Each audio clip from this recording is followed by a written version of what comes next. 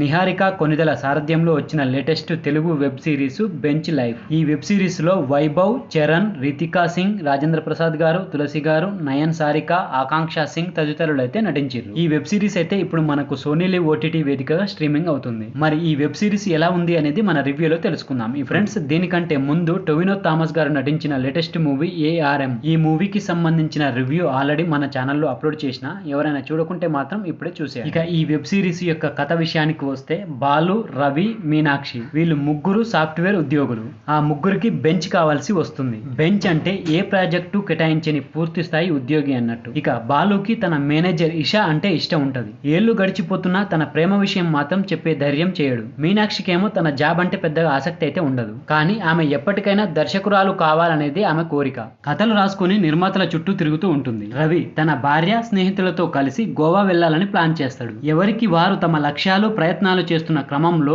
IPS ఉద్యోగం వదిలేసి అదే కంపెనీలో కీలక ఉద్యోగంలో చేరుతాడు ప్రసాద్ వశిష్ఠ, రాజేంద్ర ప్రసాద్ గారు. మరి ఆయన వచ్చిన తర్వాత పరిస్థితులు ఎలా మారాయి? బాలు, రవి, మీనాక్షి తమ లక్ష్యాలను చేరుకున్నారా? చివరికి ఏమైంది అనే విషయాలు తెలుసుకోవాలనుకుంటే మనం ఈ వెబ్ సిరీస్ చూడాల్సింది. ఇక మొత్తంగా ఈ వెబ్ సిరీస్ ఎలా ఉంది అనేది మన విశ్లేషణలో తెలుసుకుందాం. దానికంటే ముందు ఫ్రెండ్స్, ఓటీటీలో వచ్చే వెబ్ సిరీస్లకు సంబంధించిన రివ్యూస్ వీడియోస్ కావాలని అనుకుంటే మన ఛానల్ని తప్పకుండా సబ్స్క్రైబ్ చేసుకోండి. అలాగే ఈ వీడియో నచ్చితే మాత్రం లైక్ కొట్టి చూడండి. ఇక వీడియోలోకి వెళ్ళినట్టయితే, అటు సినిమాలను ఇటు వెబ్ సిరీస్లను బ్యాలెన్స్ చేస్తూ వినోదాన్ని ఆస్వాదిస్తుంది నేటి యువత. వారి అభిరుచులకు దగ్గరగా ఉన్న దేనికైనా ఇట్టే కనెక్ట్ అయిపోతున్నారు. యువతను ఆకట్టుకునేలా బెంచ్ లైఫ్ ను మొదలుపెట్టి అశాంతం అలరించేలా తీర్చిదిద్దడంలో మానస శర్మ విజయం సాధించిందనే చెప్పాలి. అసలు బెంచ్ లైఫ్ అంటే ఏంటో అర్థమయ్యేలా చెప్పి కథను ప్రారంభించి ఆ తర్వాత కీలక పాత్రలు, వారి లక్ష్యాలను ఆవిష్కరిస్తూ కథను ముందుకు నడిపిండు. ఇలాంటి పాత్రలతో గతంలో సినిమాలు, సిరీస్లు వచ్చినా బెంచ్ లైఫ్ ప్రత్యేకంగా ఆకట్టుకోవడానికి కారణం సింపుల్ కథ.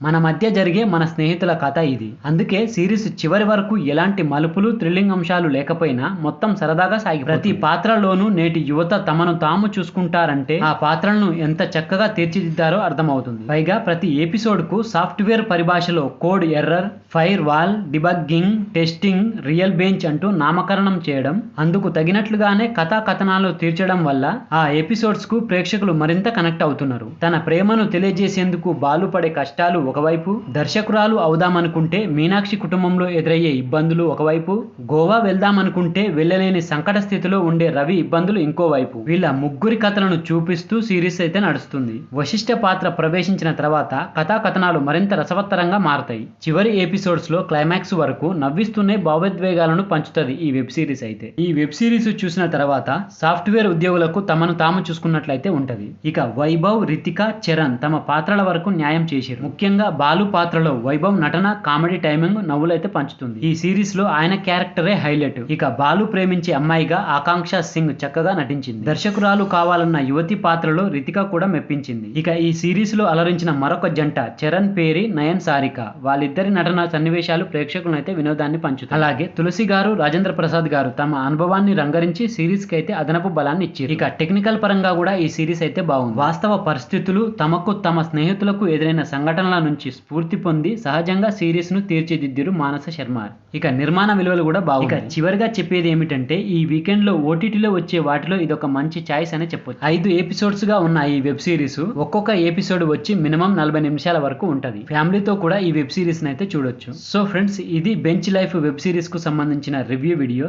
ఈ వీడియో కనుక మీకు నచ్చినట్లయితే నా ఛానల్ని తప్పకుండా సబ్స్క్రైబ్ చేసుకోండి. అలాగే వీడియో నచ్చితే మాత్రం తప్పకుండా లైక్ కొట్టండి. Thank you friends. మళ్ళీ ఒక మంచి వీడియోతో మీ ముందుకు వస్తా. అంతవరకు బాయ్.